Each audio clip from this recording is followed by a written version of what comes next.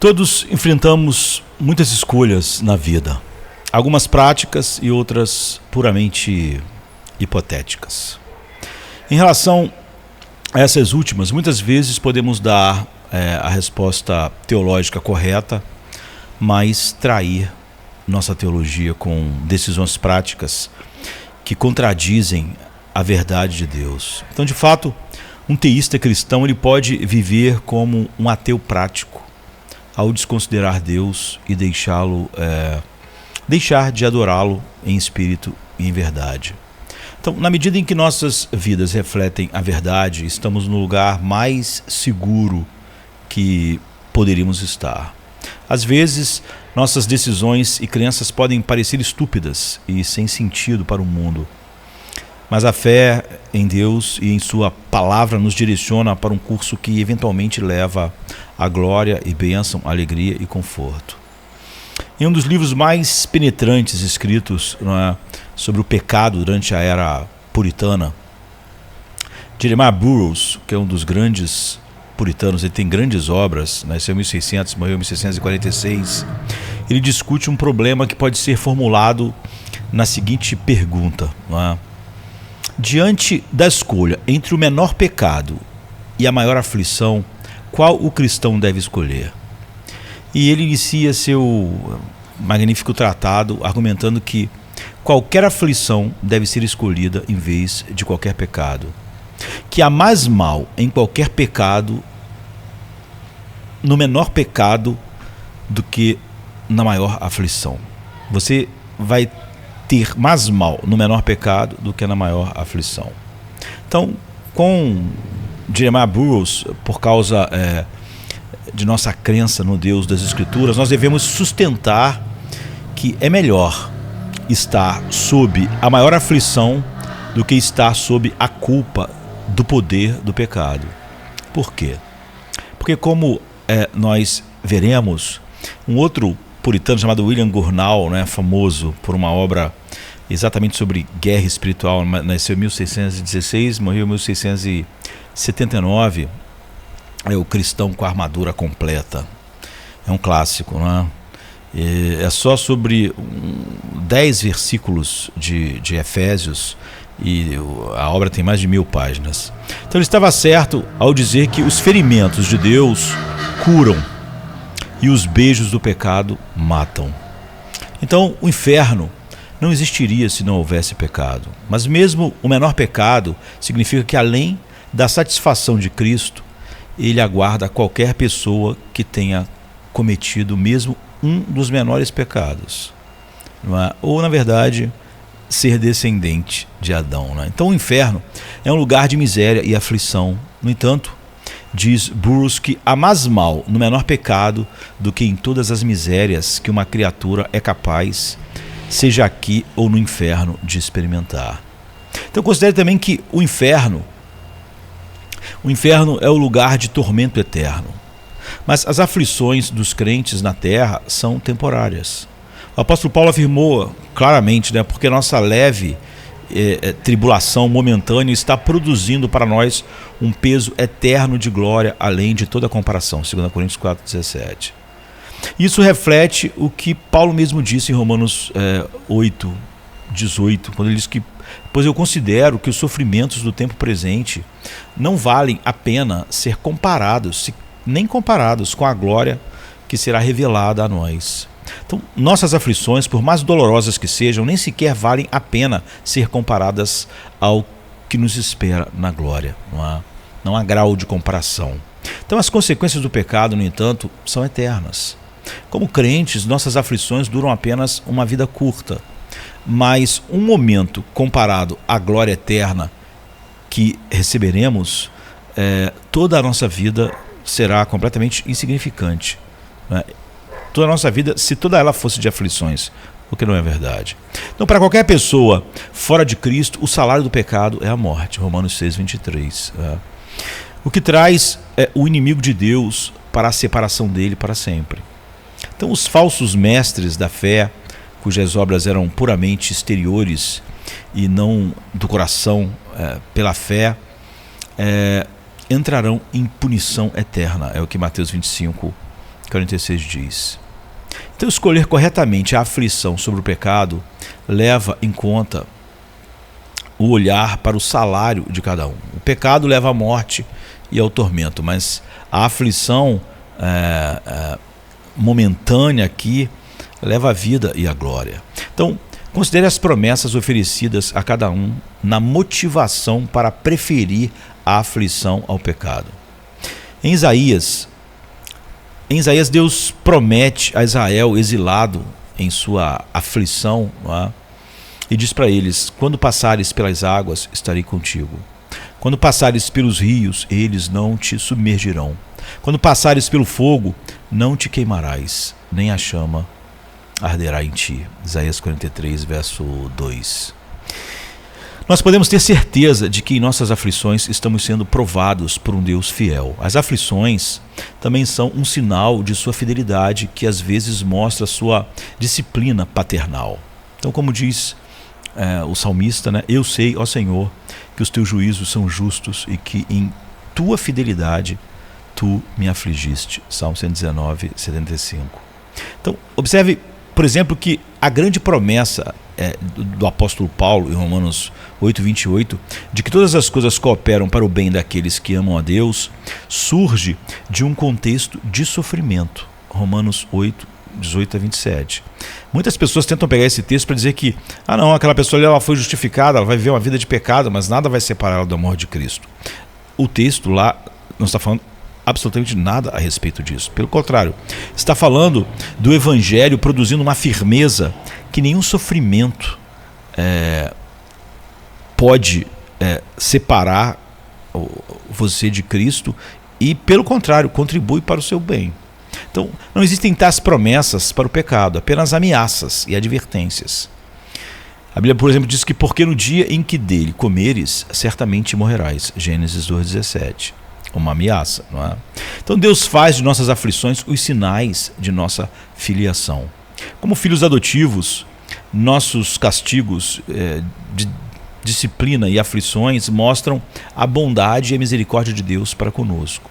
Se Ele nos deixasse sozinhos, certamente nós o ignoraríamos e talvez só nos voltássemos para Ele ocasionalmente. Então Deus disciplina seus filhos, aqueles a quem Ele ama, como está em Hebreus 12, 6. Quando Deus nos trata como filhos legítimos e não como filhos ilegítimos, podemos ter certeza de muitas coisas, como seu amor e perdão. Mas também podemos saber que Ele não vai mimar aqueles que se afastam dele. Ele nos disciplina como verdadeiros filhos. Hebreus 12, 7 e 8, como a gente viu. Então, voltando às promessas para os aflitos, a gente vê que a disciplina paterna de Deus produz fruto de justiça para aqueles que por ela têm sido exercitados. Hebreus 12, 11. A disciplina, no momento, ela traz tristeza, mas depois traz esse fruto pacífico. Em vez de simplesmente remover os problemas e pragas deste mundo, Deus os usa para nos tornar semelhantes ao seu Filho. Portanto, somos abençoados na aflição, mas o pecado não oferece tal promessa de bênção. Então considere como o salmista coloca para nós: bem-aventurado é o homem a quem tu disciplinas, ó Senhor, e a quem ensinas a tua lei. Salmo 94, 12. A aflição nos ensina os caminhos de Deus. Salmo 119, 71. O pecado não pode em si mesmo produzir o bem, mas a aflição pode quando recebida pela fé. Então o pecado que os irmãos de José cometeram contra ele foi mau, mas seu sofrimento, ou seja, a aflição de José, a aflição paciente pela mão de Deus, produziu bem, não apenas em sua vida, mas também na vida de outros. Tudo isso apesar e além do tratamento maligno. Então, como vemos preeminentemente no caso de Cristo, o fruto do Espírito na aflição a torna boa. Não é? Quando Deus não aflige, então pode ser um sinal do seu julgamento e do seu abandono, em vez do seu amor, como a gente vê em Oséias 4, 14. Então, quando vivemos pela fé, podemos aceitar nossas aflições, mas a pessoa que vive pela fé nunca pode aceitar pecados. Assim, devemos sempre escolher aflições em vez de pecados. Então pense em Moisés, que pela fé, quando já era grande, recusou ser chamado filho da filha de Faraó, escolhendo antes ser maltratado com o povo de Deus do que por um pouco de tempo ter o gozo do pecado. Hebreus 11, 24. Né? Então, no final, Moisés afirmou que suas aflições foram boas para ele, mas não o seu pecado. Claro, nós podemos perceber, às vezes, dolorosamente, que nosso curso de ação levará a aflições se formos justos, corretos, não é? E talvez nos enganemos pensando que um pouco de pecado, assim como o encobrimento dele, evitará aflições. Isso pode ser verdade humanamente falando, mas a fé sabe que as aflições, incluindo aquelas que vêm como resultado do pecado, não são mais. Pelo contrário, o pecado é mau e os crentes podem se alegrar no sofrimento, sabendo que escapam de sofrimentos maiores que vêm por causa do pecado. Então o pecado muitas vezes fornece uma saída imediata para um problema apenas para nos depararmos com muito mais problemas do que o previsto por nós. Isso ocorre porque o pecado não pode gerar o bem, apenas a miséria. Quanto à busca vã dos homens por obter algo bom do pecado, que é o que os homens fazem o tempo todo, Jeremiah Burroughs adverte: todos esses bons propósitos que qualquer homem tenha na prática do pecado, ainda assim não tornam o pecado melhor. Isso não pode fazer o pecado ser bom, porque eles têm bons propósitos. Ou seja, os bons propósitos deles não podem fazer nenhum pecado bom. Nem nós. Nunca podemos falar que por um bem maior ou por um propósito bom, escolher o pecado seria adequado ou bom. Talvez uma pessoa possa pensar que um pequeno pecado pode ajudar com uma tentação maior. Por exemplo, alguém poderia dizer: um rápido olhar nesse site e o desejo lascivo vai se satisfazer. Mas isso é brincar com fogo. No processo, a consciência perde a sensibilidade à culpa e ao perigo desses alegados pequenos pecados. E eles até são desculpados como algo bom. Então imagine um cenário hipotético em que um pequeno pecado possa fazer um bem maior. Jeremiah Burroughs realmente levanta essa questão. Ele diz: se um homem pudesse ser um meio para salvar o mundo inteiro se cometesse um pecado, se ele pudesse salvar o mundo inteiro dos tormentos eternos cometendo um pecado, você deveria deixar o mundo inteiro perecer em vez de cometer um pecado. Há tanto mal no pecado que essa é a escolha que um homem que está contemplando a glória de Deus deve fazer. Então nós devemos cometer um pequeno pecado para salvar o mundo inteiro, ou mais próximo de casa, né? Não tão mundo inteiro. A gente deveria cometer um pecado para salvar um ente querido, um parente, alguém que nós conhecemos, um amigo? A resposta ao protesto do que parece certo aos nossos olhos deve ser um enfático não. Caso contrário, o pecado teria a glória. Jesus foi tentado pelo diabo dessa maneira. Satanás ofereceu a Jesus toda a autoridade e glória que lhe foram entregues. Lucas 4:6. Jesus simplesmente tinha que adorar Satanás e tudo seria de Cristo. Lucas 4:7.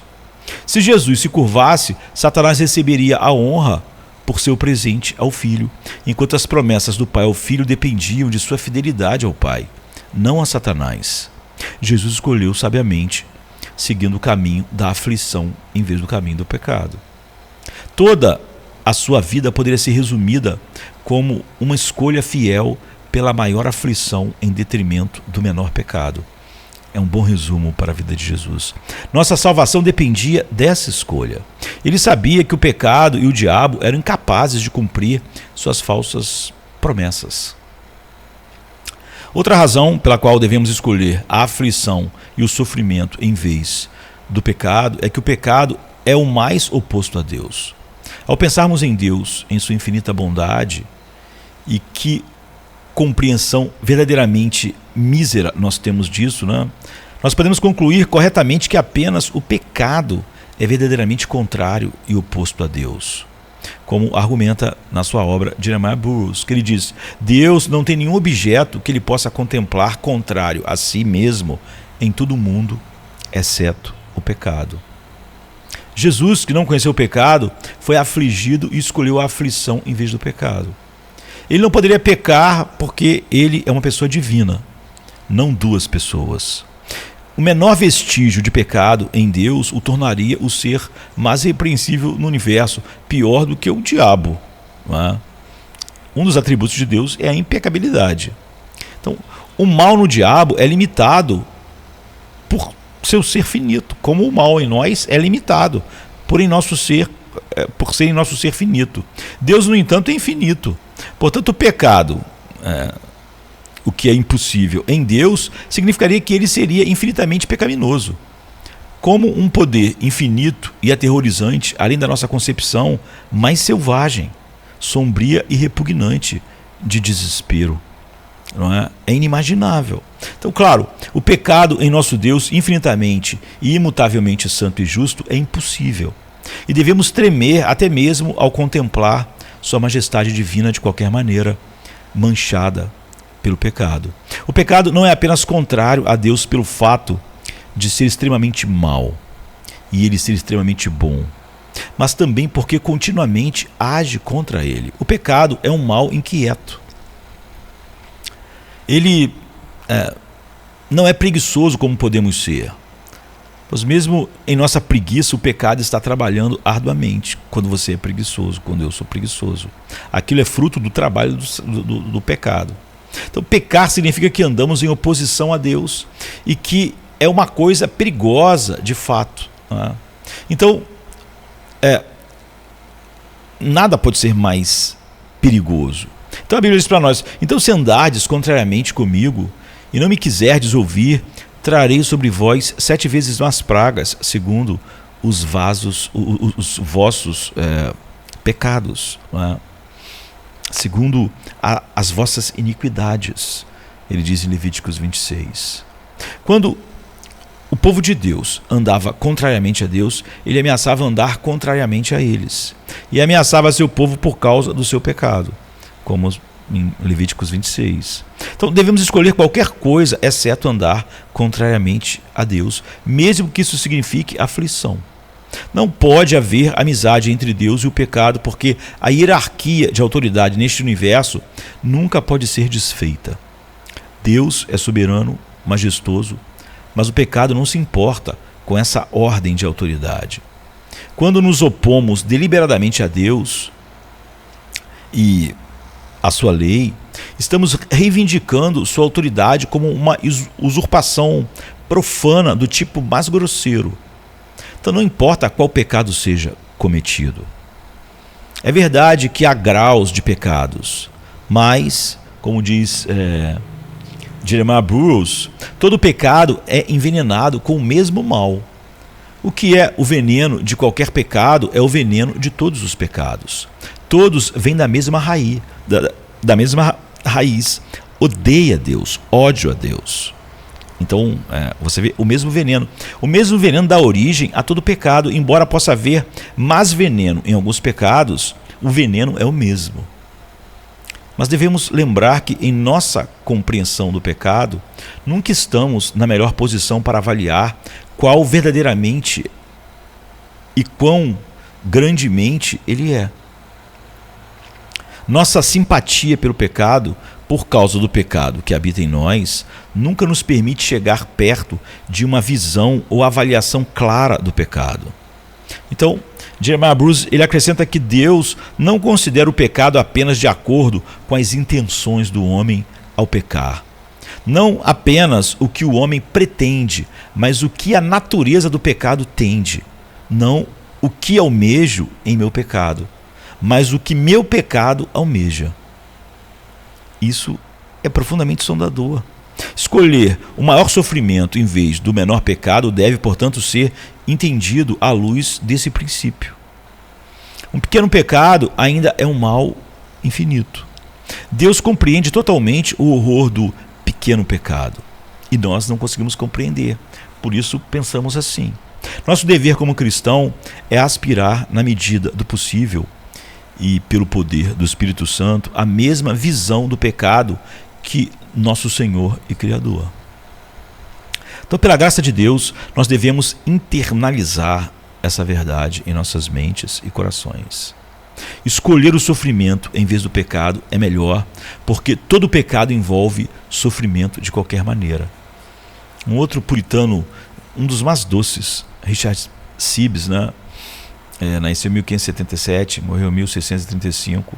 Ele estava certo, ao dizer que é melhor ir machucado para o céu do que são para o inferno. Então, parte da loucura do pecado diz respeito à suposição de que ele pode ser experimentado sem consequências. Nós, muitas das vezes, estamos tentando nos convencer de que o pecado pode ser experimentado sem consequências. Mas viver pela fé em obediência a Deus significa que podemos confiar que Ele será fiel a nós em nossas aflições. Já escolher o pecado, por outro lado, essencialmente é estar admitindo: estou escolhendo todas as sérias consequências que vêm com o meu pecado. As consequências terrenas são dolorosas e muitas vezes impossíveis de erradicar. Mesmo perdoado, elas ficam lá para sempre, as consequências. Escolher o sofrimento em vez do pecado é escolher viver como nosso Salvador viveu. Quando caminhamos como Ele fez no poder do Espírito Santo, confiamos em nosso Pai e contamos com a sua ajuda. Em nosso chamado para sofrer com Jesus como nosso exemplo, como Ele, podemos confiar todas as coisas e a nós mesmos ao nosso Pai, que julga com justiça, como diz 1 Pedro 2:21. Então, de fato, nós podemos escolher o que é certo, porque é certo. No entanto, como cristãos, não é prometido simplesmente a nós diretamente, muito mais por nossa obediência do que jamais poderíamos merecer ou imaginar. Não é? O que temos recebido de Deus não é por causa da nossa obediência. A nossa própria obediência flui da graça de Deus. O simples pensamento de que estamos seguindo os passos do Salvador, mesmo que de maneira pequena, deveria ser suficiente para nós, maravilhados com a graça que faz isso. Isso não subestima a dificuldade das escolhas que surgem diante do povo de Deus. Uma única mulher grávida contemplando tirar o seu filho se depara com essa pergunta: escolher o pecado ou a aflição? E um pai lutando para alimentar sua família é tentado a roubar. Ele escolhe um pequeno pecado esperançosamente, sem detecção, ou a fome de seus filhos. Uma criança fala a verdade sobre quebrar a janela imprudentemente com disciplina a seguir, ou ela mente para escapar do castigo. Estes são os tipos de decisões com as quais muitos se deparam todos os dias. Somente olhando para Deus em Cristo podemos dizer: eu escolherei, quando é possível, a aflição sobre o menor pecado. Entre o menor pecado e a aflição, eu escolherei a aflição. Quando nossos olhos se desviam do Senhor, nós nos inclinamos a viver de acordo com nossas próprias regras e ditames. O que escolhe o caminho sempre da menor resistência, pecando. Tal escolha imprudente inicia um confronto contra o Deus que graciosamente nos ama e nos salva. Ele ainda nos amará e no meio disso, se Ele nos deu o seu Filho, nos perseguirá e nos trará de volta de nosso desvio.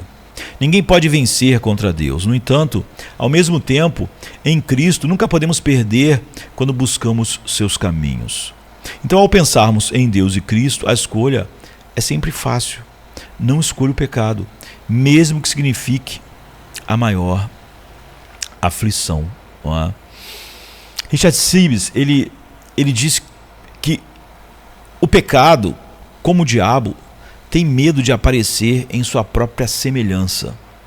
E os homens buscam glossários, vocabulário justos para intenções mais, intenções vis. Então o pecado, ele não gosta de ser descoberto. O Paulo diz que o diabo vem como anjo de luz. O pecado sempre assim, ele nunca quer ser visto pelo que ele é de verdade. Então o pecado não gosta de ser descoberto. É por isso que muitas pessoas, às vezes, elas ouvem sermões, acham maravilhoso várias doutrinas, mas quando se fala, quando no meio da pregação foi falado de um pecado dela, ela normalmente fica chateada e diz: o pastor estava falando comigo. Você vê, ela pode abraçar qualquer coisa, contanto que não toque em determinados pecados que ela simplesmente abraçou. Não é? Ela devia entender que todo sermão realmente são para todos que estão ali.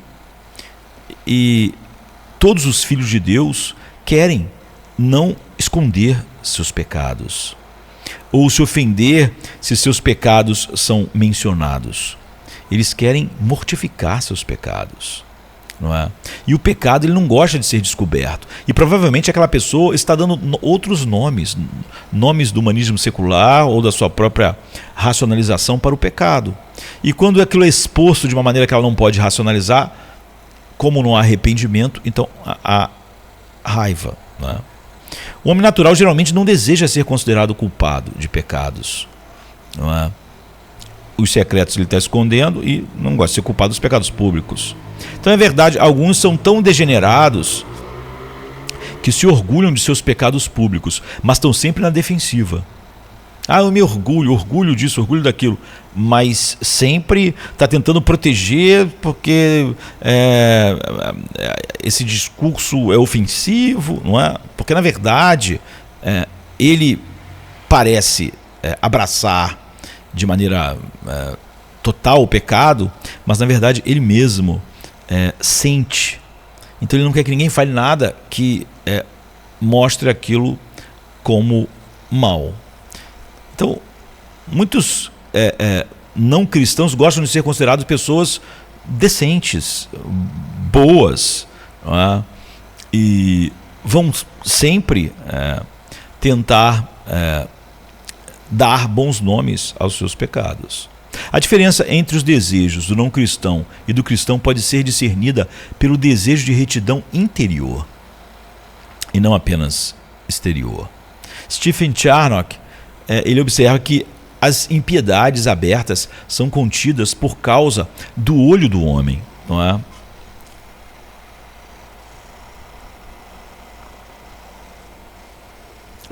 Isso é muito recorrente, não é? Mas os pecados secretos não são controlados por causa do olho de Deus. Ou seja, o olho onisciente de Deus não é suficiente para dissuadir o ímpio de cometer pecado, porque eles são ateus práticos. Eles dizem crer em Deus, mas eles são ateus práticos, eles vivem como se Deus não existisse. É perigoso quando quem se diz cristão faz o mesmo. Muitas pessoas dizem assim, eu já falei isso várias vezes, eu não consigo deixar de olhar determinada coisa, pornografia e tal. Mas quando entra um ser humano, ele consegue. Porque ele não quer que um ser humano veja ele vendo aquilo. Os olhos humanos são suficientes para ele ter a vontade de tirar. Mas você vê, quando não tinha nenhum ser humano, os olhos de Deus estavam ali, mas ele está agindo como se não estivesse. Na verdade, ele é um ateu prático, mesmo um cristão que faça isso. Não é? E o ímpio faz isso o tempo todo. Paulo, após sua conversão, era diferente do que ele era antes. Antes da sua conversão, ele diz que no tocante à justiça que há na lei, ele era irrepreensível. Filipenses 3,6. Internamente, no entanto, ele estava em uma situação ruim. Mas o pecado, aproveitando-se da oportunidade dada pelo mandamento, produziu em mim todo tipo de cobiça. Romanos 7,8. Sua conduta externa, ele estava dizendo, era irrepreensível. Mas seu coração era um caldeirão fervente de cobiça que ele não conseguia controlar. Mas ninguém sabia. Não é? Segundo a aparência, a parte externa da lei, ele era o cara mais incrível. Esses eram seus pecados secretos, que ele e Deus conheciam. Pecados secretos podem não ser um problema para nós, exceto pelo fato inconveniente de que Deus conhece nossos corações melhor do que nós mesmos. Não é? Então, quando se trata do assunto do pecado, uma das verdades mais fundamentais que um cristão deve compreender diz respeito ao completo conhecimento de Deus sobre todas as coisas. O Deus infinito não tem limites para o que ele sabe. Ele não pode aprender, pois ele conhece todas as coisas em si mesmo. Ele conhece todas as coisas passadas, presentes e futuras. Ele existe num eterno presente, não é? Como está no Salmo 94, 9, Isaías 46, 8. Ele, então, tem um conhecimento perfeito de nossos pecados, sejam eles passados, presentes ou futuros. Do ponto de vista de Deus, do ponto de vista dele, nenhum pecado é secreto. Não é? Eles estão num eterno hoje para Deus. O cristão sabe que Deus não é ignorante de nada. Até mesmo pedimos a Deus para nos examinar, conhecer nossos corações e pensamentos e nos mostrar caminhos pecaminosos em nós que nós não estamos enxergando, como a oração no Salmo 139, 23. Às vezes o povo de Deus pode viver e agir como se Deus não existisse. E assim pensam que seus pecados estão escondidos. Como eu disse, pode ter cristãos que são muito mais sensíveis ao olho humano, ele não vai fazer, mas quando não há, porque ele está vivendo como se Deus não existisse. Ele é um ateu prático. Então considere os líderes de Judá na época de Isaías. A Bíblia diz: ai daqueles que querem esconder os seus planos de Deus, esconder os seus planos do Senhor.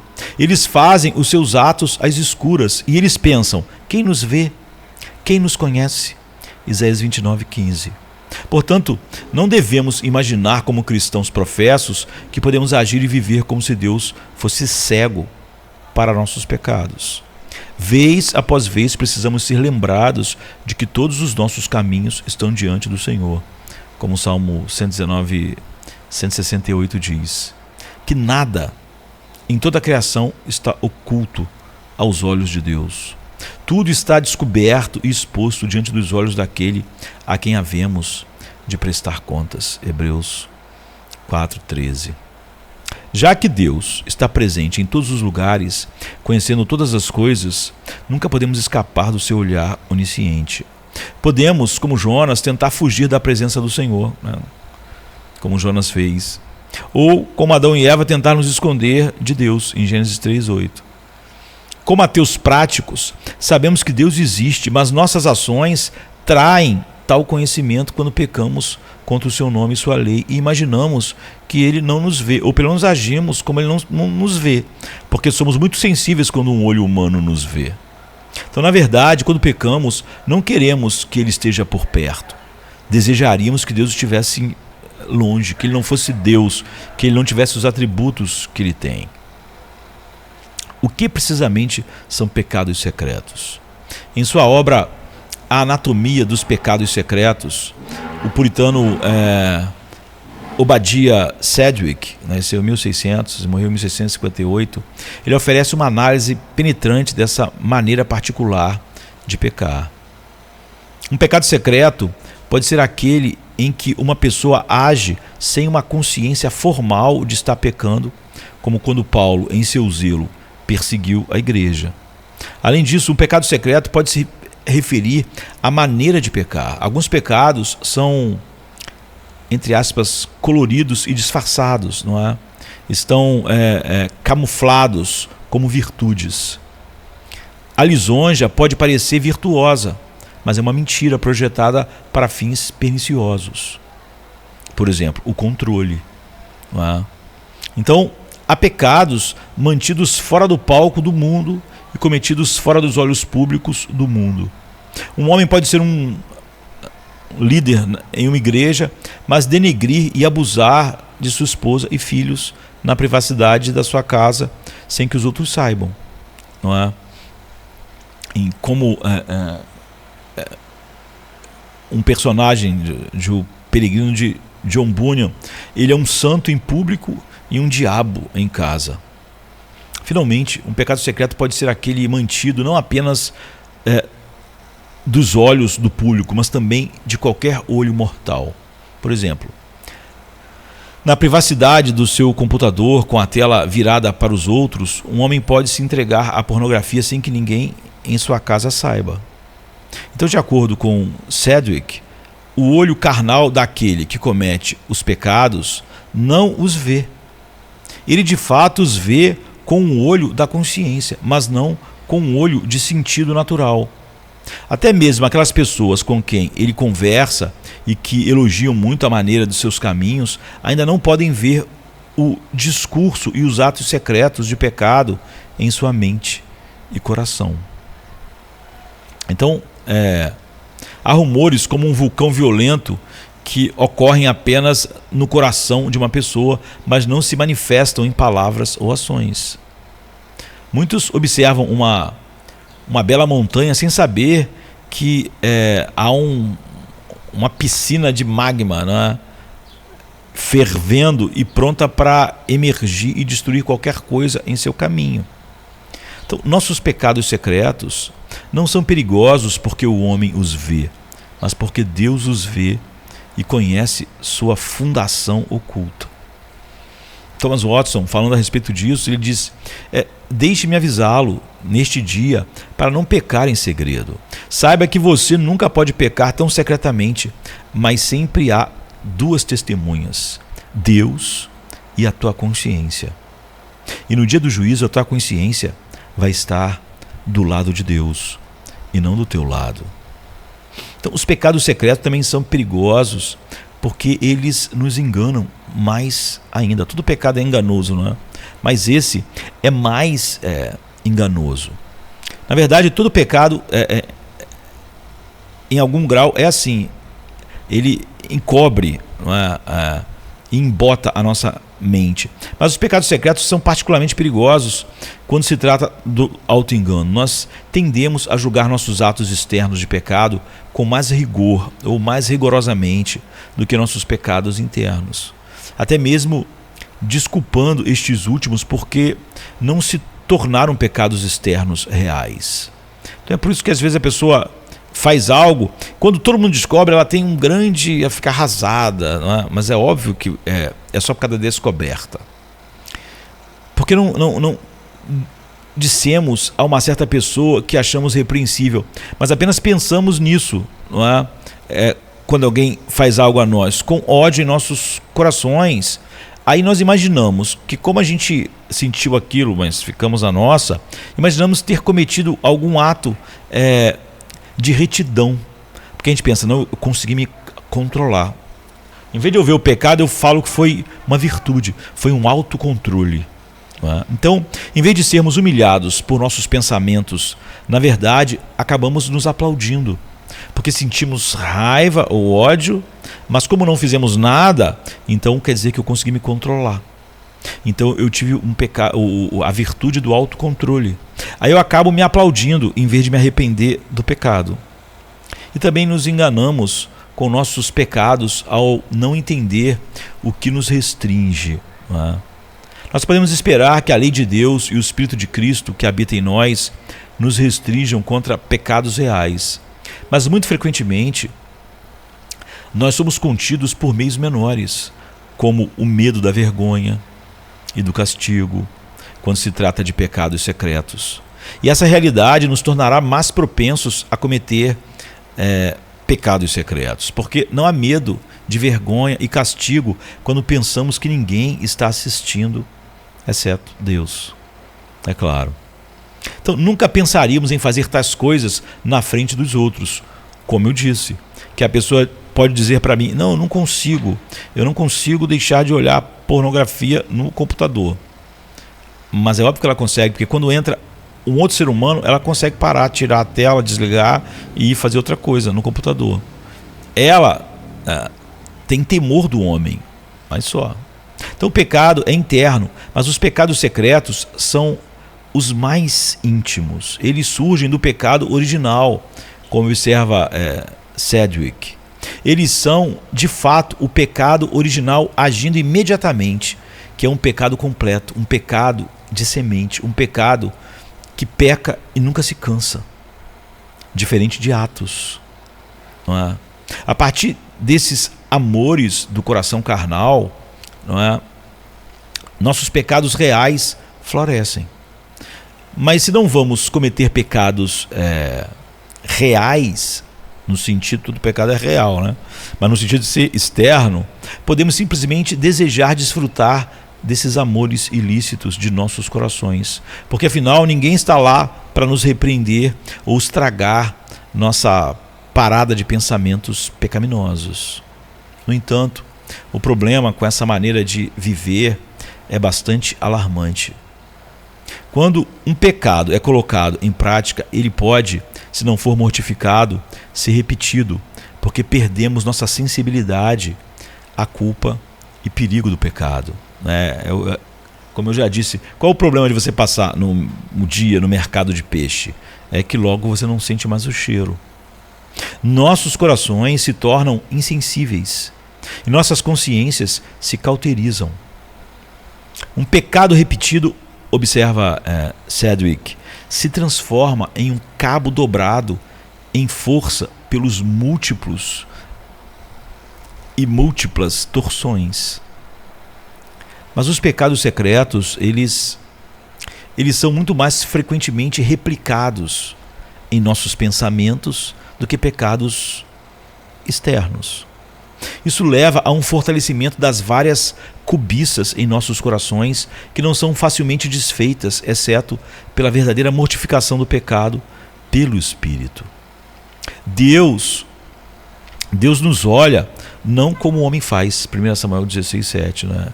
Ele busca o coração e exige consequências reais por alimentar o pecado em nossos corações.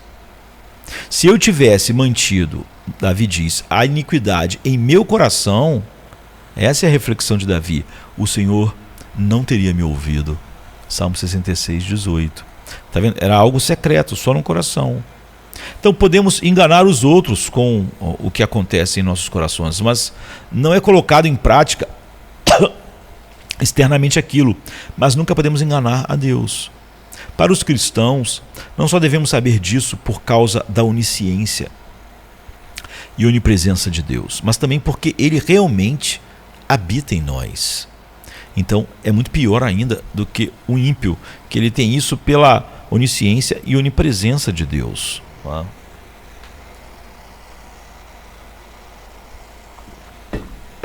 Deixa eu desligar um treco aqui no meu computador.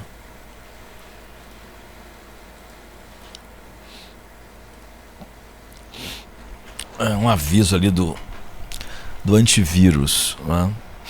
Então, em um sentido, esse problema para nós, não podemos escapar do olhar de Deus. É um problema que, infelizmente, até isso racionalizamos, como se pudéssemos escapar. Mas, em outro sentido, esta é a solução. O Deus que vê imediatamente pode nos limpar e restaurar.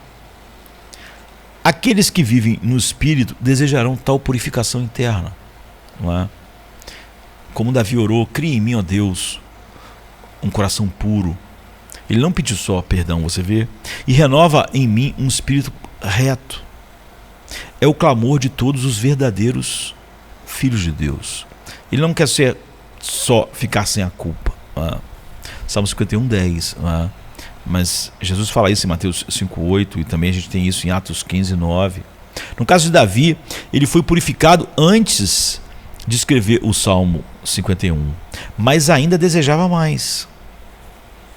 Segundo Sedgwick, Davi, como um homem completo, foi purificado, mas ele não foi purificado completamente. Ele tinha alguma graça, mas ele queria mais graça. Aqueles que provaram a graça de Deus desejam por mais. Essa é uma das marcas da graça. Eles nunca estão satisfeitos de que têm graça suficiente, mas querem mais e mais, porque odeiam cada vez mais o pecado que permanece em seu ser. Então, quando somos feitos santos, isso ocorre internamente, antes de externamente. Santidade externa sem uma mudança interna é hipocrisia. O fedor de uma vida farisaica era esse. É o fedor que Jesus detesta. Por exemplo, ele fala isso em Mateus 23, todo o capítulo. Então, ao contrário de tais formalistas, odiamos o pecado não apenas porque é público ou mesmo privado. Ao invés disso, odiamos o pecado como pecado, tanto público quanto privado, porque sempre ocorre contra Deus e sempre contra a sua glória. Então, pessoas hipócritas, mesmo cristãos professos, geralmente se preocupam com as consequências e a vergonha do pecado e muito frequentemente se sentem culpadas com uma culpa natural. Mas até mesmo tais preocupações com consequências, vergonha e culpa não procedem de um coração que realmente odeia os primeiros avanços do pecado. Então, as pessoas podem não estar fingindo, entre aspas, mas podem até acreditar que realmente odeiam o pecado como o pecado e podem dar as respostas certas a respeito disso. A santidade que possuímos como cristãos permanece, em certo sentido, perfeita nesta vida. Mas mesmo isso deve ser cuidadosamente explicado, não é? Sedgwick distingue entre uma perfeição de integridade que possuímos versus uma perfeição de eminência que não possuímos. A primeira é resultado de um coração santo que genuinamente se opõe à hipocrisia. A última consiste em uma oposição completa a todas as concupiscências. Então, cristãos verdadeiros não são hipócritas como os fariseus descritos em Mateus 23, porque possuímos a perfeição de integridade, ou seja, somos genuinamente salvos para uma verdadeira santidade. Mas a graça que possuímos ainda é graça em uma alma doente que tem trevas, ou seja, o pecado que habita em nós, em nosso interior. Então, como cristãos, não somos perfeitos, mas há um sentido em que podemos ser externamente acima de qualquer crítica. Isso é, na verdade, uma qualificação para ser um pastor, um líder da igreja. Portanto, é necessário que o bispo seja irrepreensível, sóbrio, prudente, modesto, não beberrão, não violento, mas gentil, não contencioso, não avarento. 1 Timóteo 3, 2 e 3. Então, nós cometemos pecados reais, mas não na medida em que poderíamos ter cometido pecados reais se fôssemos convertidos mais tarde na vida. Por exemplo, a gente pode discernir padrões claros de mudança no comportamento externo em muitos que foram convertidos na idade adulta. Mas o que todos os cristãos, incluindo aqueles que são irrepreensíveis, lamentarão são as abominações internas que surgem com muita frequência em seus corações. Ficamos horrorizados com nossos pecados secretos. Nenhum de nós nesta vida escapa às imaginações revoltantes que surgem em nossos corações, mesmo no meio da oração ou de um culto coletivo, né? Sabemos quando estamos cantando, mas não prestando realmente atenção às palavras. Isso é pecado. Estamos em público cantando hinos belos, mas nossos corações vagam e divagam. Isso é pecado. A adoração não é uma representação. Ninguém além de nós e de Deus sabe. Sedgwick diz: amados, a principal batalha de um cristão não é no campo aberto. Suas contendas são mais internas e seus inimigos estão em seu próprio peito quando ele reformou uma vida má. Ainda assim, lhe custará infinitamente mais para reformar um coração mau. Então, reformar nossa conduta externa, como abandonar linguagem chula, é fácil em comparação com reformar nossos corações pelos meios designados por Deus. Eu vou falando e vou escorregando na cadeira, daqui a pouco eu caio debaixo da mesa, né? E um dia eu caí mesmo, assim, numa madrugada eu estava aqui e estava na beira da cadeira, caí. E depois, como tem uma câmera aqui da casa, né?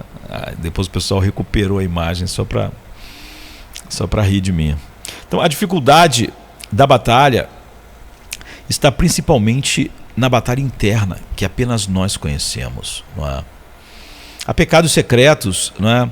E eles podem ser sérios agravantes contra Deus. escondidos do público, mas talvez cometidos com outra pessoa com um grau de privacidade, podem ser alguns dos mais hediondos pecados. Falsificar registros, impostos, notas, etc. Pode levar a todo tipo de males graves. A fornicação, seja ela qual for, muitas vezes é feita em particular entre duas ou mais pessoas que parecem pensar que um Deus Santo está de férias da sua presença.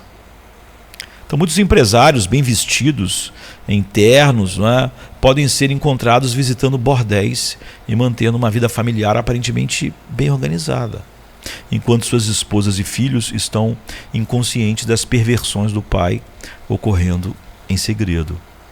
Isso é hipocrisia e é difícil discernir. Então, como John Milton, que escreveu em O Paraíso Perdido, no livro 3, nem homem nem anjo podem discernir a hipocrisia, ele diz. O único mal que ainda que anda invisível, exceto para Deus somente. Nossos pecados não são resultados de uma força puramente externa, mas começam dentro de nós.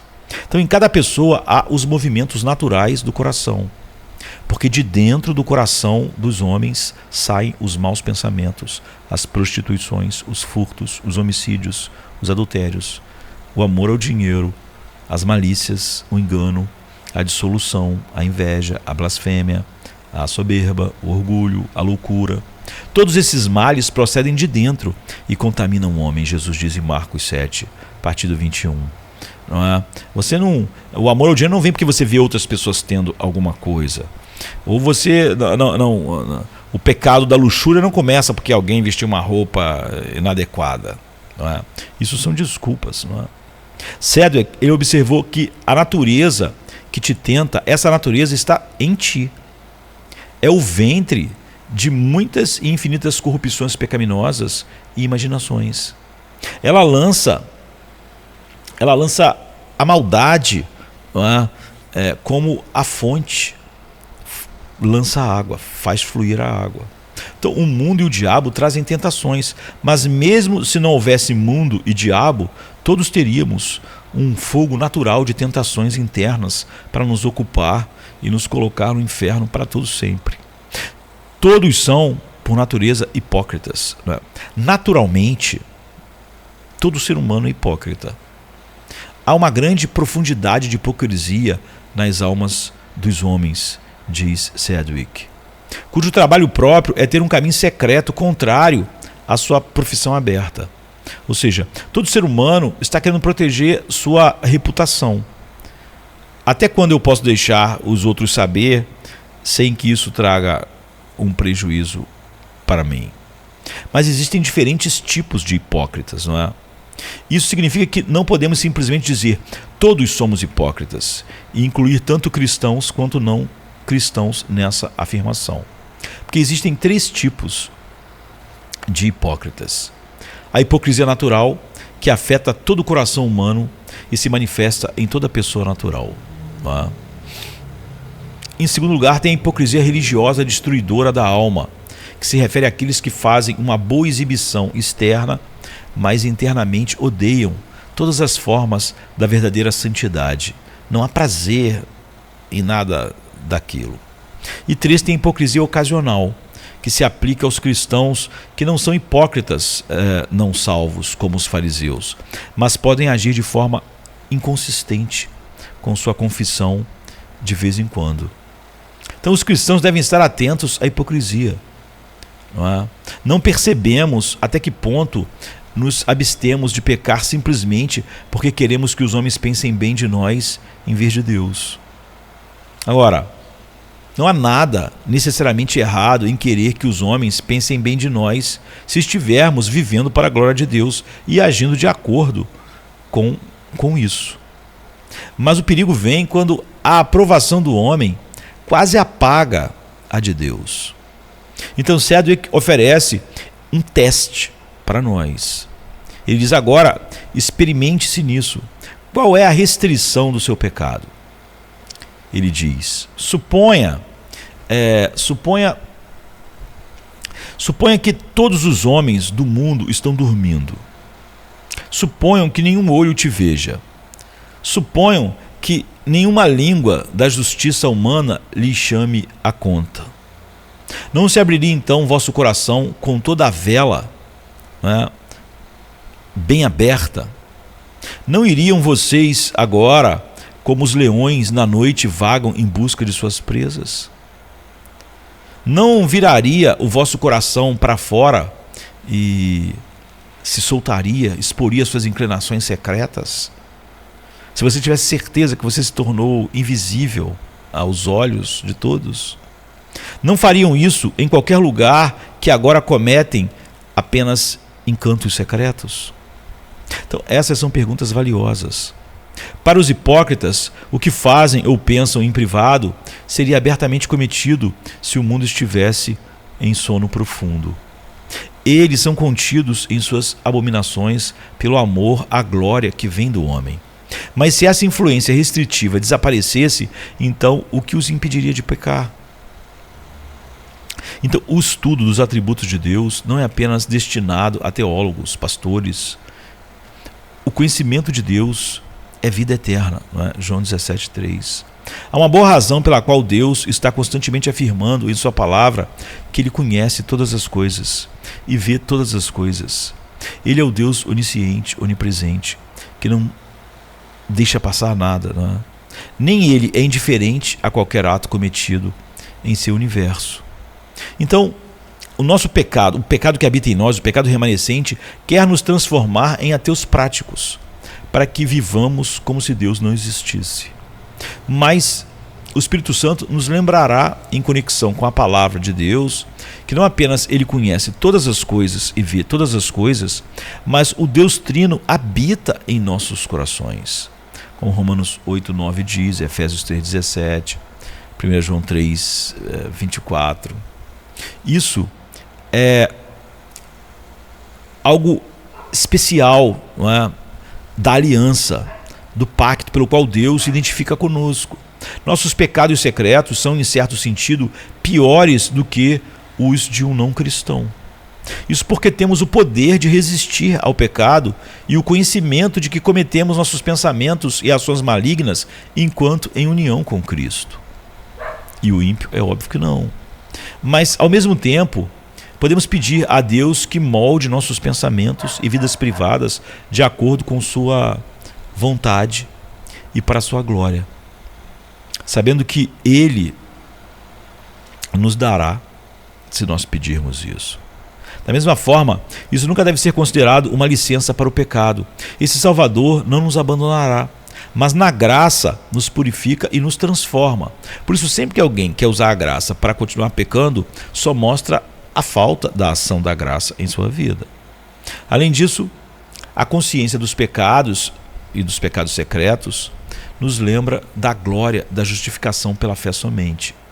Alguns estão mais preocupados com a justificação apenas pelos homens. Mas quando consideramos seriamente os pecados secretos, bem como os pecados públicos, somos deixados indefesos diante de Deus. A justificação tem que ser pela fé somente, já que temos tantos pecados privados, além dos públicos, que seria insanidade pensar que poderíamos estar diante de Deus em nós mesmos com uma consciência limpa e justos. Então, um pastor do século XVIII, Samuel Stanhope, ele dizia que certa vez pregou em um sermão sobre pecados ocultos. E nesse sermão ele perguntou quantos pecados escaparam ao nosso conhecimento ou observação, mesmo no momento de cometê-los. Quantos, ao revisar a vida, escaparam à nossa memória? Quantos foram encobertos pelo engano do amor próprio? Quantos foram confundidos com virtudes devido ao efeito de falsos princípios? Quem pode entender seus próprios erros? É a pergunta de Davi. Somos todos como uma coisa impura, nossas iniquidades como o vento nos arrebatam. Purifica-nos, ó Senhor, de nossas faltas secretas. Verdadeiramente, Pai, a gente ora, purifica-nos de nossas faltas secretas e nos justifique através de Cristo somente pelos muitos erros dos quais não estamos cientes. Então, há várias maneiras de encarar o pecado. É ele aberto ou oculto? É um pecado maior ou menor? É cometido por ignorância ou com pleno conhecimento do que é errado? Com o último ato em mente, Davi orou no Salmo 19, verso 13. Ele disse: guarda também o teu servo da arrogância, do orgulho, para que não me domine as coisas que são vãs. Então serei íntegro e estarei livre de grande transgressão. Davi orou para ser guardado de cometer pecados de presunção. Não cometê-los por sua vez o tornará íntegro. Como o pecado original nos afeta a todos nós somos naturalmente propensos a todos os pecados. O pecado original não nos dá uma folga de certos pecados, mas a semente de todo pecado espreita em nosso coração, mesmo que não seja agido, que não entre em ação. Então, embora em Cristo os cristãos ainda possuam pecado remanescente e, portanto, são suscetíveis a toda sorte de pecados, incluindo os pecados de presunção, o pedido de Davi não é único a ele, mas permanece como um pedido que todos os cristãos deveriam fazer diante de Deus todos os dias. Muitas pessoas piedosas caíram vítimas do pecado de presunção, o que é um aviso para todos nós. Ninguém está inteiramente livre da culpa e do perigo desse tipo de pecado. Tais situações são exacerbadas, quando envolvem um cristão professante. O cristão que peca com presunção comete uma provocação voluntária contra Deus e espera um retorno livre de misericórdia em troca. Poucos pecados são piores na vida cristã do que presumir sobre a graça de Deus. Deus é bom, Ele é gracioso. Você se tornou presunçoso. Então, ser presunçoso é violar consciente e voluntariamente um limite estabelecido, aplicando isso aos padrões de Deus revelados em sua palavra. Pecados de presunção simplesmente envolve qualquer pecado cometido em violação voluntária dos padrões que nós conhecemos muito bem. Então, o puritano Thomas Menton chama esses pecados de conhecimento de mais perigosos, pois há tanto desprezo pela lei de Deus e sua bondade e sua graça, que é um sinal de que alguém ama o pecado como pecado. Ao considerarmos a lei de Deus, cada pessoa está vinculada a ela, esteja dentro ou fora de Cristo. Como vimos, o pecado é a transgressão da lei. Então, segundo Sedgwick, quando está falando a respeito disso, a lei de Deus é a sua vontade revelada para fazer ou abster-se, e é a regra da natureza e das ações. Tudo que está em conformidade com o bem dela e tudo o que varia ou se desvia dela, isso é pecado. Comumente nós falamos de pecados cometidos em duas formas relacionadas ao que sabemos como pecado. Primeiro, ignorantemente, ou seja, sem consciência, sem percepção consciente do pecado. Ou, em segundo lugar, presunçosamente ou deliberadamente com tal consciência. E tal contraste, e é por isso que Davi estava orando, tal contraste Davi estabelece, por exemplo, no Salmo 19, enquanto ele ora por perdão por faltas ocultas ou pecados cometidos involuntariamente, verso 12. Ele está preocupado com esses pecados. Então ele ora para ser guardado do pecado da presunção, porque esse você não pode dizer que é ignorante. Ou aqueles feitos intencionalmente, pecado da presunção. Livra o teu servo da presunção, porque eu vou ficar livre então de grande iniquidade. Thomas Menton fala dos pecados de presunção como aqueles cometidos contra a luz e o conhecimento, cometidos conscientemente e voluntariamente, com total consentimento da vontade, levados obstinadamente e orgulhosamente contra Deus. Geralmente são pecados tão abertos e grosseiros que são manifestos, em muitos, que depois tentarão justificar. Em outros são internos, mas do mesmo calibre, prostituição, glutonaria, embriaguez, que são manifestos até mesmo à consciência natural. Ou então são manifestos pela luz comum do cristianismo, como negar a fé, de modo que não há dúvida da ilegalidade do ato cometido. De maneira semelhante, Sedgwick oferece uma grande, embora sombria, definição de tal pecado. Ele diz: os pecados de presunção são as audácias corajosas e as aventuras orgulhosas do coração em coisas ou caminhos sabidos por serem ilícitos, contra ameaças expressas, seja sobre uma falsa confiança ou sobre um desdém desprezível ou teimosia desesperada. Então, a ideia básica é simples. Presunção é uma disposição conhecida de desobedecer a Deus. Para o cristão, isso inclui presumir sobre a graça de Deus. Não, a graça de Deus vai cobrir. De modo que no pecado também há a expectativa de futura misericórdia já, pelo pecado voluntariamente cometido. Eu cometo ele voluntariamente, já dizendo que Deus é misericordioso. Esse é o pecado da presunção.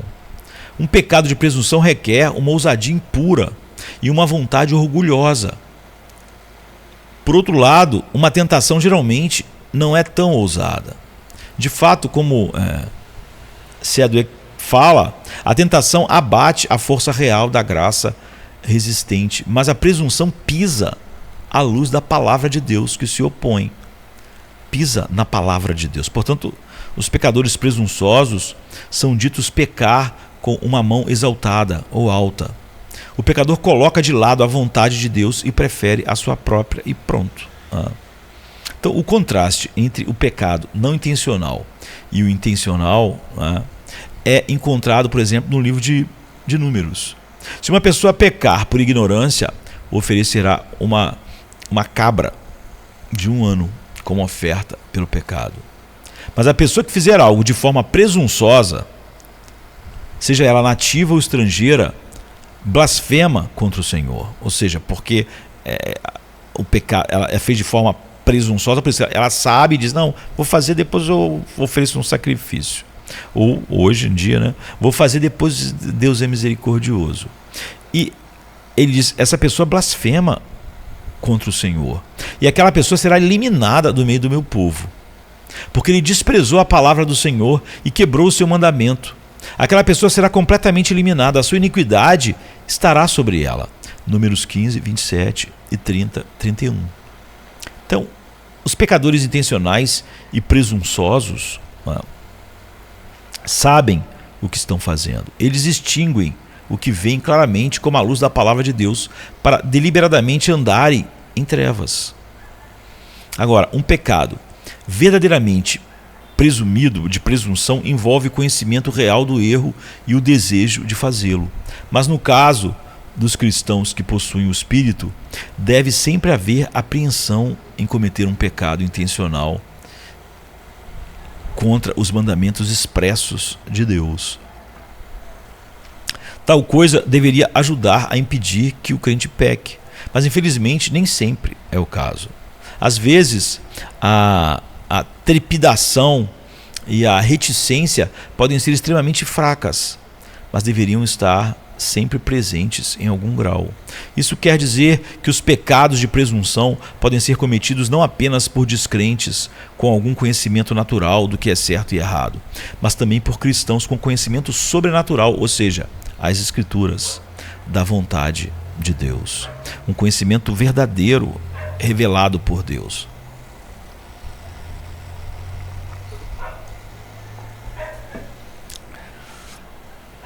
Deus não permaneceu em silêncio quanto às consequências do pecado. Ele ameaça até mesmo seus próprios filhos e desde o início, como está em Gênesis 2,17. Um pecado de presunção ocorre quando alguém peca mesmo estando ciente da penalidade. Diante de Deus, isso é um caminho muito sério para se seguir. Então imagine ver uma ponte que ameaça desabar se você a atravessar. O pecador presunçoso está ciente da ameaça. Não atravessa essa ponte, ela vai cair. Mas a presunção nos leva a atravessar a ponte, independentemente do perigo e da ameaça. Deus adverte seu próprio povo para que tenha cuidado, para não desviar o coração do Senhor e servir a deuses falsos. Deuteronômio 29, verso 18. Aquele que o faz é uma raiz que dá frutos venenosos e amargos. Um que, quando ouve a palavra desta aliança jurada, a Bíblia diz, se bendiz no coração dizendo, eu vou ficar seguro. Embora eu siga a maldade do meu coração, isso não me levará à destruição. Deuteronômio 29, 18. Isso é tão comum, não é?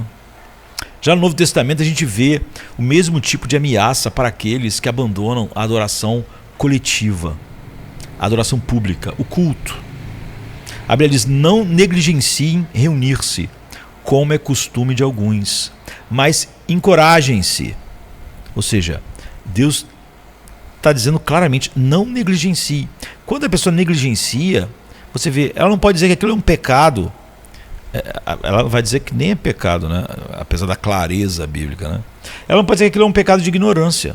Não negligenciem reunir-se, como é costume de alguns, mas encorajem-se uns aos outros, e tanto mais quando vem o dia se aproximando. Porque se continuarmos a pecar assim, por exemplo, como deixar de cultuar publicamente Deus, não é? O culto corporativo e todas as outras coisas. E é por isso que um deve estimular o outro. E pecar deliberadamente depois de receber o conhecimento da verdade, já não resta mais sacrifício pelo pecado, mas uma expectativa terrível de julgamento e uma fúria de fogo que consumirá os adversários. Hebreus 10, 25 a 27. Cristãos que pecam presunçosamente têm uma falsa confiança na graça e não a confiança verdadeira. Tem uma falsa confiança, tanto mal compreendendo quanto trivializando, não é, a misericórdia de Deus, como se fosse algo banal, como o cético, debochado filósofo francês diz, Deus perdoará, esse é o trabalho dele. Eles pensam que podem pecar deliberadamente contra Deus porque ele será misericordioso e os perdoará mais tarde. Então eles abusam da misericórdia de Deus. É como se alguém fosse bom e você pensasse, vou fazer todo tipo de maldade contra essa pessoa e ela é boa. Isso é o mal ao máximo, não é? Então ele pensa, olha, vamos abusar da misericórdia de Deus em Cristo por nossa desobediência deliberada. O problema com essa atitude não pode ser exagerado, né?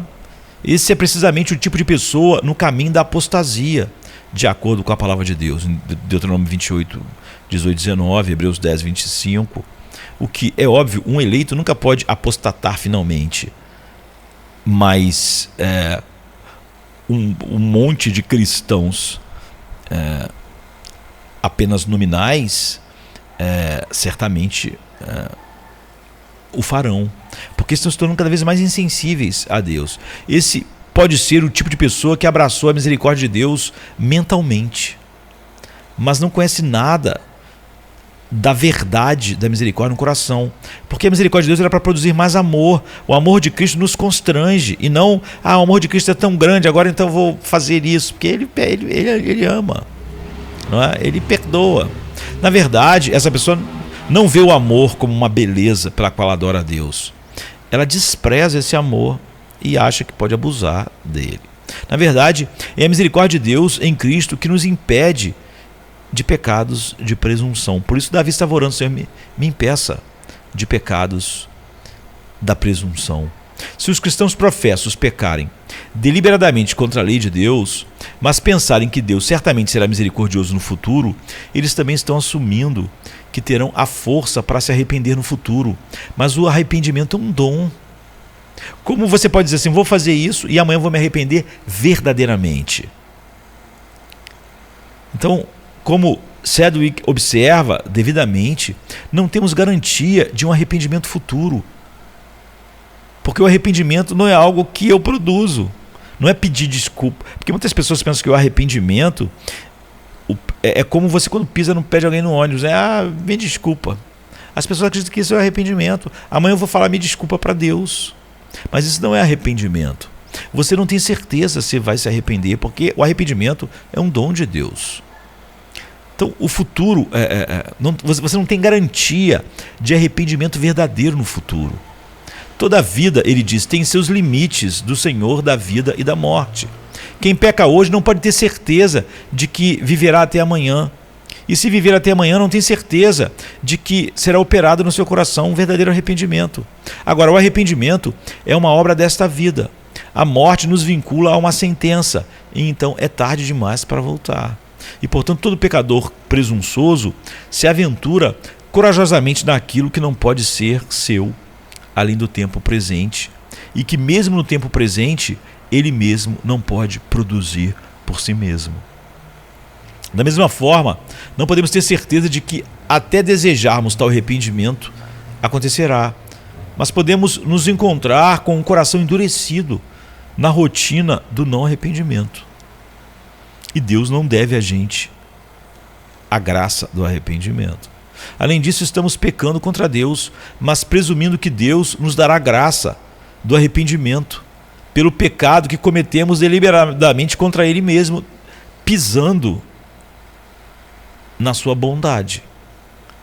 Então, embora nossos princípios naturais possam fazer o ferimento, diz Sedgwick, ainda são princípios sobrenaturais que dão a cura. Ou seja, nós não precisamos de nenhuma ajuda. Nós podemos só com o que temos natural ferir. Mas só princípios sobrenaturais podem curar. Nossos próprios corações podem nos fazer cair. Não precisamos de ajuda nenhuma. Mas somente a graça de Deus é que pode nos levantar. Os pecados de presunção, então, são agravados pelo fato de que a pessoa que desonramos é aquele que a gente depende para nos dar o arrependimento da desonra que cometemos voluntariamente contra ele, debochando da sua misericórdia. Então o espírito antinomiano da era atual, que pega só uma doutrina bíblica, não é, para poder pecar em paz, pode nem mesmo ver um problema com isso. Mas tal pensamento é um veneno mortal. Então, deixa eu olhar a hora aqui que eu vou perdendo tempo, vou falando. Então o pecado de presunção, da presunção, ele perde a garantia da graça de Deus em retorno. Provavelmente quem faz isso continuamente nunca teve a graça de Deus, não é? Porque não há temor, não é? Você disse que é como Paulo fala lá em Romanos, que algumas pessoas diziam, façamos males para receber o bem. Ele diz, a condenação desses é justa. No final, ele renuncia na incredulidade à promessa dessa graça eternamente. É uma marca perigosa de que talvez nunca houve graça nesse coração. Os israelitas aprenderam isso do jeito difícil. Eles foram para a batalha, mas nem sempre com Deus. Quando falharam em obedecer, não puderam ter a certeza da presença de Deus com eles. A Bíblia diz, então falei com vocês, mas vocês não quiseram ouvir. Pelo contrário, se rebelaram contra a ordem do Senhor. E presunçosamente subiram a região montanhosa. Deuteronômio 1,43. Ou seja, Deus falou, mas vamos subir, vamos para a batalha. Como se eles pudessem vencer, né? De fato, não apenas Deus não estava com eles, mas ele estava contra eles. Esse é o problema, não é? Deus não estava com eles na batalha, Deus estava contra eles na batalha. Se você marcha contra o Senhor, não se surpreenda se ele marchar contra você. Só pode haver um vencedor numa batalha dessa. Batalhar contra Deus, nós já sabemos como acontece. Pode ser com um anjo, pode ser com um arcanjo, um serafim, pode ser com você. Nós sabemos sempre como acaba qualquer batalha contra Deus. Então o pecado da presunção é, de acordo com Thomas Manton, uma blasfêmia implícita, como está em Números 15:30 e Ezequiel 20:27. Ele alerta, há uma blasfêmia incluída nisso, como se Deus fosse um Deus ignorante ou bobo e não soubesse a maldade do pecador, ou um Deus descuidado que não daria atenção a isso, ou um Deus impotente que não poderia punir sua rebelião, ou um Deus injusto que viu, mas não liga. O que estamos dizendo sobre Deus e sua majestade quando pecamos voluntariamente e contra Ele é o que nós devemos perguntar a nós mesmos. O que estamos dizendo sobre seus atributos? Os pecados da presunção, o desmembram e retiram seu amor, sua misericórdia e graça de seus outros atributos, como conhecimento, justiça, poder, santidade. Então, no pecador presunçoso existe, acrescentou Thomas Manton, o mais alto orgulho que uma criatura pode ser capaz de ter. Davi pecou presunçosamente nos exemplos de Betsabá e Urias. Ele tomou para si o que não lhe pertencia em seu ato de adultério e de assassinato. Ele sabia que tomar a mulher de outro homem e então sua vida era mal, mas seu orgulho lhe deu o que ele negaria a outros homens. Ao fazer isso, Davi desprezou a palavra de Deus. É o que diz 2 Samuel 12:9. Por que você desprezou a mim, a minha palavra? Seu pecado de orgulho, que se manifestou em adultério e assassinato, significou que a espada nunca mais se afastaria da casa de Davi. Verso 10. E nós vimos como um irmão mata o outro, um irmão estupra a outra. Desprezar a Deus, um ato de orgulho sempre tem consequências terríveis. E elas podem envolver grande perda física e espiritual. Mesmo quando o pai disciplina seus filhos com amor terno, como ele fez com Davi. O cristão passa muito tempo na palavra de Deus e na adoração coletiva, sendo alimentado pelos ensinamentos da palavra, sermões, etc., como estamos fazendo agora. Os cristãos recebem verdadeira fonte de verdade sobre verdade fluindo de Deus. Eles passam da imaturidade para a maturidade em seu conhecimento do Senhor. Eles experimentam o poder e a graça de Deus. Então, pecar voluntariamente em presunção não apenas pisa nesses dons celestiais, mas também despreza a graça, o gracioso Senhor que deu a eles o que eles não mereciam. Então, o pecar voluntariamente contra Deus traz muitos perigos para os não convertidos e os convertidos, embora de maneiras diferentes.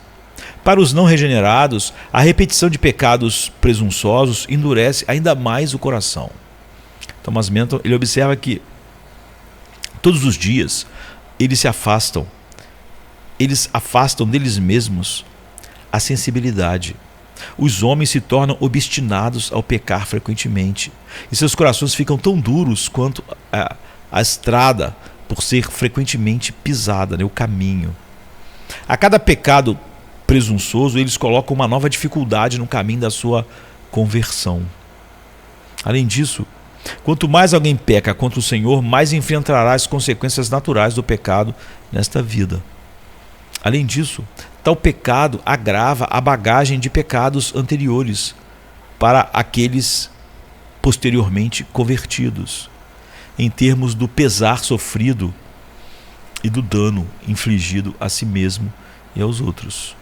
Somos perdoados por nossos pecados passados, mas as consequências permanecem, não é? Eu já disse que, certa vez,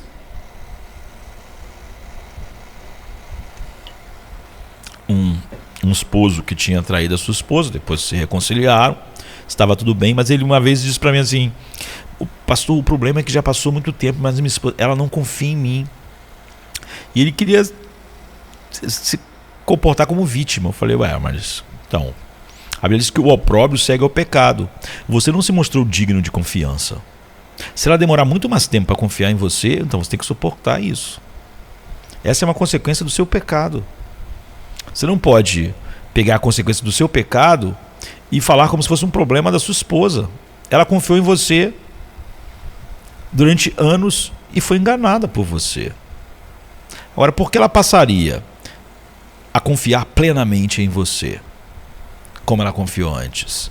Talvez vá levar muito tempo para ela fazer isso. E você tem que suportar o opróbrio do seu pecado, em vez de se fazer de vítima. Não é? A vítima nessa história toda não foi você, não é você. É ela que foi traída por você. Agora, como o traidor pode exigir confiança inabalável? Não pode. Você vai ter que, como um bom marido que verdadeiramente se arrependeu e voltou para os caminhos do Senhor, viver uma vida, não é, que se mostre digna de um verdadeiro arrependimento, de tal maneira que um dia ela confie em você. Não é? Agora não, quando você se atrasa, quando você demora a chegar, quando você diz que tem um compromisso, todas as luzes se acendem, porque você não se mostrou confiável. Então as consequências do nosso pecado permanecem. A Bíblia diz que o opróbrio segue ao pecado, ou seja, mesmo do pecado perdoado, não é? Eu matei alguém, eu sou perdoado e vou ser preso, não é? Para cumprir a pena do meu crime, não é? Nem sempre as coisas são assim, tão graves, não é? Mas alguém que se mostrou infiel, alguém que se mostrou não confiável, e não só num casamento, não é? Mas na vida, às vezes vai ter que conviver com o opróbrio do pecado, da falta de confiança. E às vezes isso envolve o horror de lembrar o que fizemos e contra quem pecamos. Por exemplo, na fornicação, ou na raiva abusiva, ou no adultério. Às vezes, os efeitos físicos, como problemas de saúde ou dificuldades econômicas, podem continuar. Por exemplo, como no vício em álcool ou na busca imprudente pelo prazer. Às vezes você é perdoado e ficou com um problema de saúde. Não é? Mas após a regeneração, o perigo dos pecados presunçosos aumenta de uma maneira que deveria nos deixar sóbrios. Pecados de fraqueza e ignorância são uma coisa, especialmente quando há pouca deliberação. Não é? Aqueles que são pecados, mas que são meio que no automático. Não é? Alguém fala uma coisa e eu respondi e foi assim. Ninguém, por exemplo, trai a esposa ou o esposo dessa maneira, né? Você vai para um lugar, você teve 1000. Davi não pode dizer, não, eu estava andando, de repente, né, eu adulterei com Betsabá. Não é? É um pecado de presunção. Não é? Mas conspirar o mal contra um claro mandamento de Deus levará, na visão de Thomas Menton, a uma triste ruptura entre Deus e a alma, nos lançando nas profundezas do medo e dos pensamentos perplexos. Eles destroem nossos confortos, ferem nossas consciências. Os verdadeiros cristãos nunca podem perder o amor incondicional de Deus, que diz respeito ao seu amor eterno, de benevolência para com os eleitos. Mas esses pecadores presunçosos podem despertar a desaprovação de Deus por eles, como no caso de Davi. E quando o luto acabou, a Bíblia diz, Davi a enviou para sua casa, e ela se tornou sua mulher e lhe deu um filho. Mas o que Davi havia feito desagradou ao Senhor. 2 Samuel 11, 27. Deus exige mais daqueles a quem muito é dado. Lucas 12, 48. Porque temos um maior conhecimento e maiores poderes para resistir ao pecado. Nosso Senhor pode punir nossos pecados de presunção nessa vida com uma maior severidade do que parece infligir aos ímpios.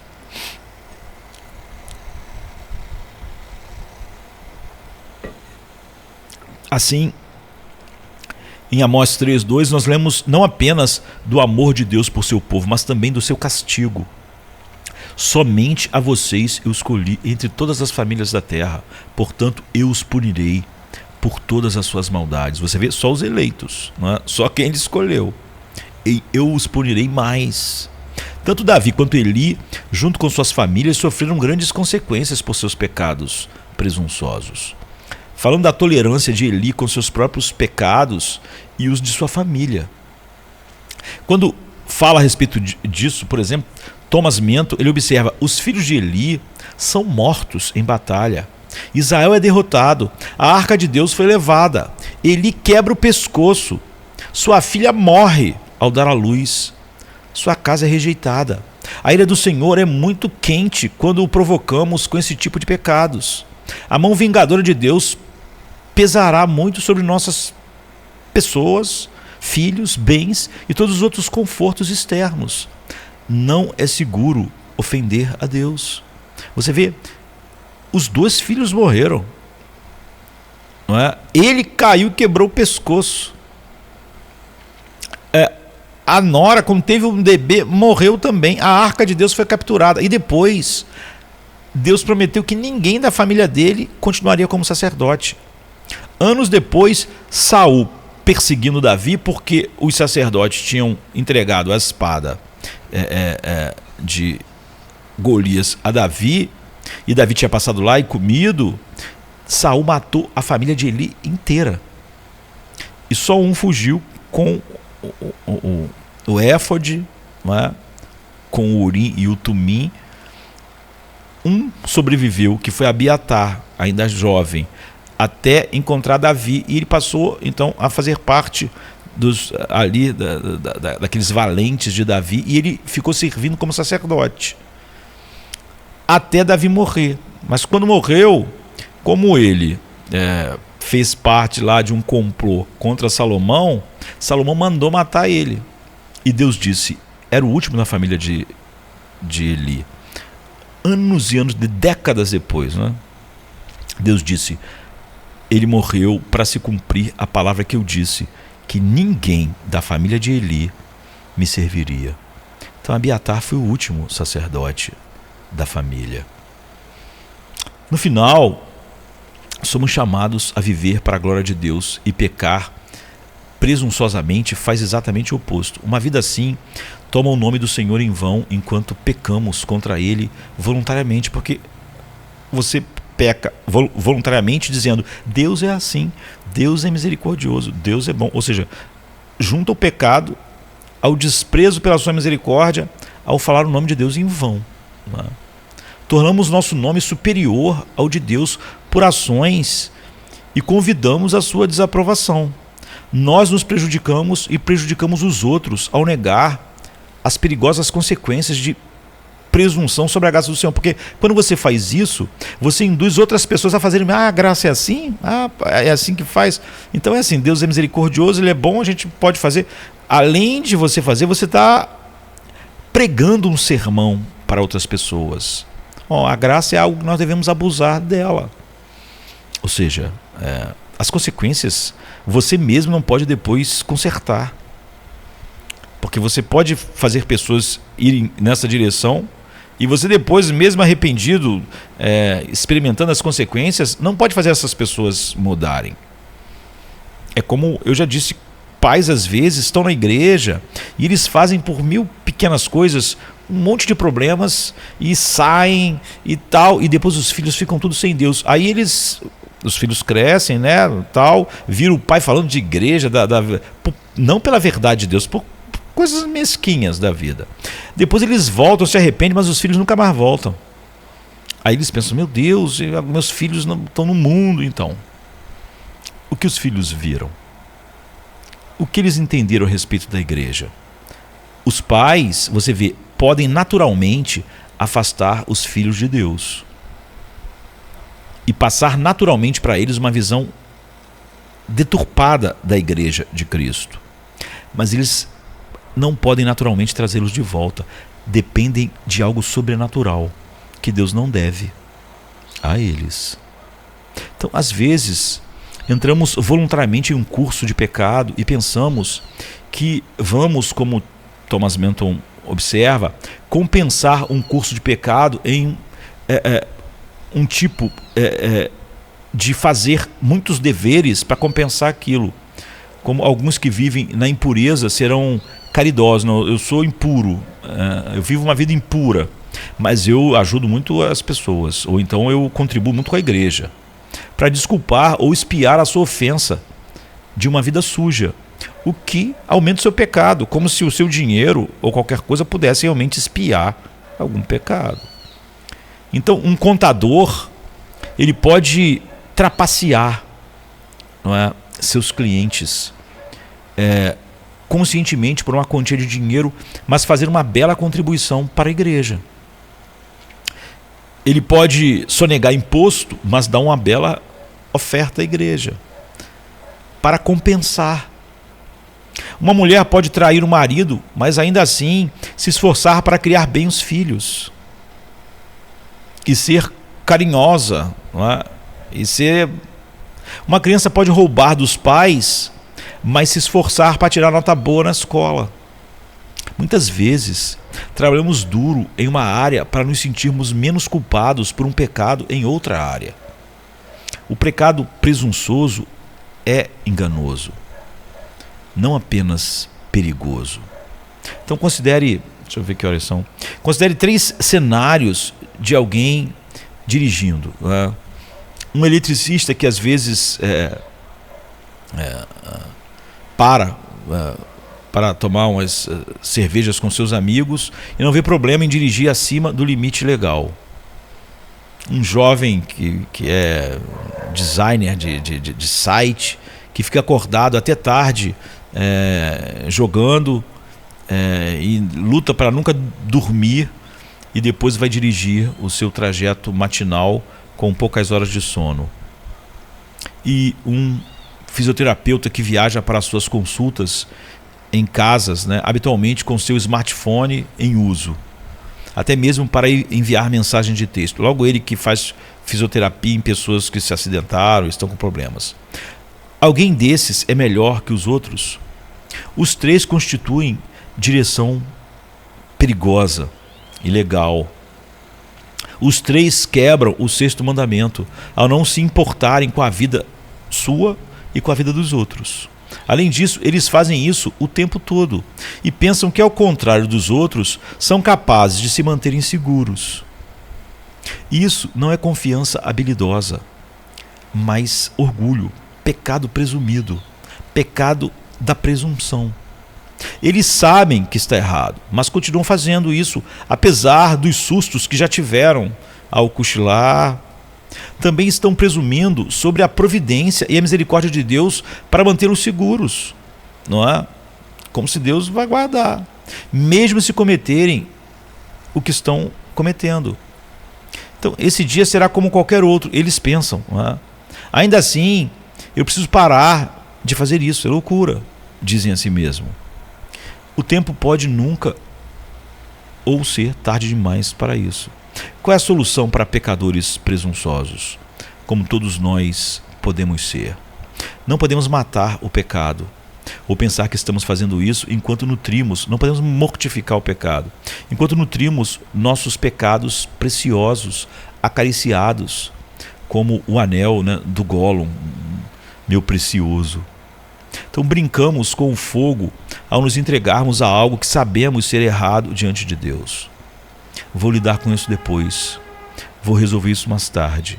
Insistimos, mas quanto mais nos instalamos na rotina, quanto mais esses pecados entram na nossa rotina, menos provável será que realmente a gente lide com ele algum dia. Então John Owen, ele percebe de maneira perspicaz, né, que o costume de pecar tira a consciência dele. O curso do mundo tira a vergonha dele. E o amor por ele torna os homens ávidos em buscar mais dele. Portanto, devemos nos arrepender cedo e frequentemente. Pecados presunçosos especialmente entristecem o Espírito Santo. Deus mesmo e enfraquecem a obra da graça em nossas vidas. Então a gente deve orar como Davi fez. Guarda também o teu servo dos pecados presunçosos, ou da presunção. Não deixes que eles me dominem. Então serei irrepreensível e inocente de grande transgressão. Salmo 19, verso 3. A gente podia continuar falando, não é? Há tanto para falar a respeito disso, não é? De como o pecado é sutil. Então a gente deve ficar com aquilo que Paulo falou para a igreja dos Coríntios. Eu temo que Satanás, que a serpente com a sua astúcia, como enganou Eva, engane vocês também, levando vocês a se desviarem a mente de vocês da verdade. Então, a serpente é um inimigo que faz isso. Mas o pecado que habita em nós é tão insidioso e astuto quanto a serpente. E a diferença é que ele habita em nós. Então, nós devemos realmente continuamente levar a sério. Guarda também o teu servo dos pecados presunçosos. Não deixes que eles me dominem. Então serei irrepreensível e inocente de grande transgressão. Amém, queridos? Amém. Se Deus quiser, vamos continuar falando a respeito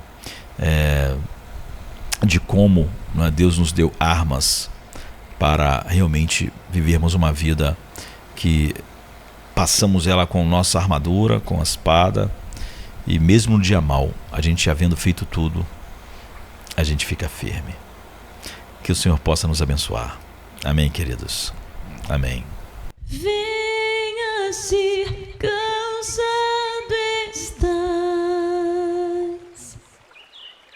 e eu descanso darei.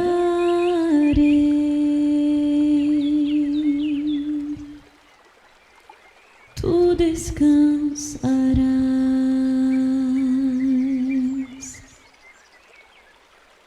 Venha a mim se não tens paz, e eu darei paz sem fim. Terás paz sem fim. O meu jugo é leve, o meu fardo graça dá. Tome tua cruz, te darei a paz.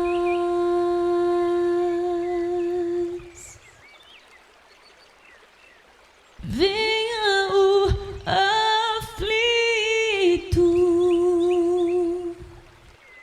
e lhe darei paz. Minha paz darei.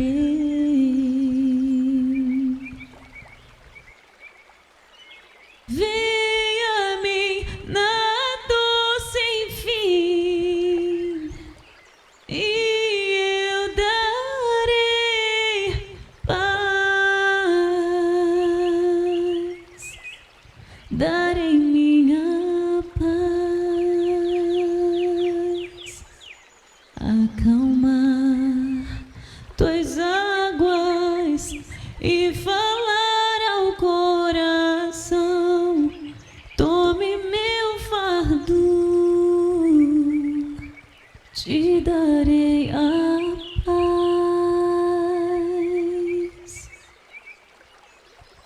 Venha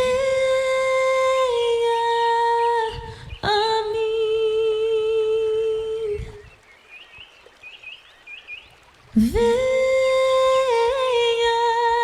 a mim,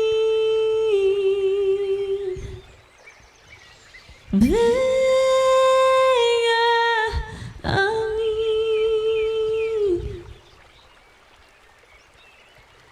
a minha graça te chama, a minha graça te salva.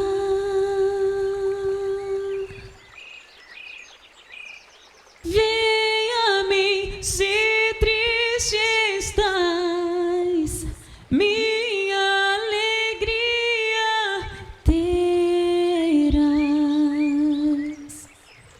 alegria e paz.